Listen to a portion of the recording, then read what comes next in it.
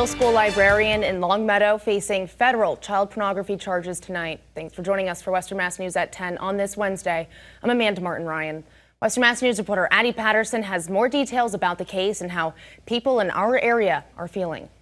55-year-old Scott McGinley of Holyoke is being charged with 1 count of distribution of child pornography, according to the U.S. Attorney's Office. McGinley leaving federal court Wednesday, released on conditions including curfew, GPS monitor, and surrendering all electronic devices. Mr. McKinley is happy to agree to any and all conditions the government has listed, including that he'll be turning over all devices, including his cell phone, and he'll be using, an old-fashioned flip phone going forward, and he has no problem agreeing with all those conditions. McKinley was the school librarian for Williams Middle School and Glenbrook Middle School in Longmeadow. It's alleged that last month McKinley distributed child porn on a group called Little Boys Only, an encrypted messenger app. In his messages with an undercover agent on the app, McKinley reportedly disclosed his sexual preference for boys age 2 to 12 and especially age 4 to 7. McKinley also allegedly told the agent he had students who were 11 to 14 years old but hadn't touched them sexually and made graphic sexual statements about the boys. During a search of McKinley's home on August 8th, authorities recovered a locked Pelican case in the basement.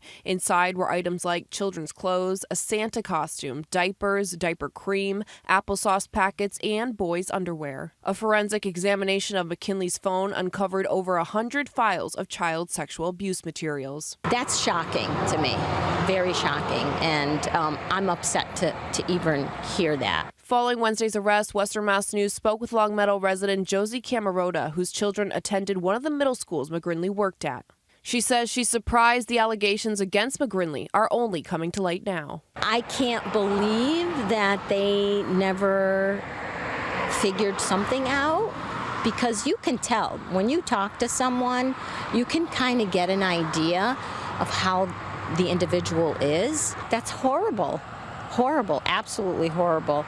I can't believe that nobody has even recognized something of that nature. Other residents sharing what they believe can be done to keep our schools safe going forward. Definitely a little bit more vetting maybe on these teachers, a little bit more consistently, even if they've been there for a while. You never know who these people are, like, behind the scenes. Parents should always be involved in the school system where their kids go. They should know who the teachers are, who the librarians are, who the people are in the cafeterias.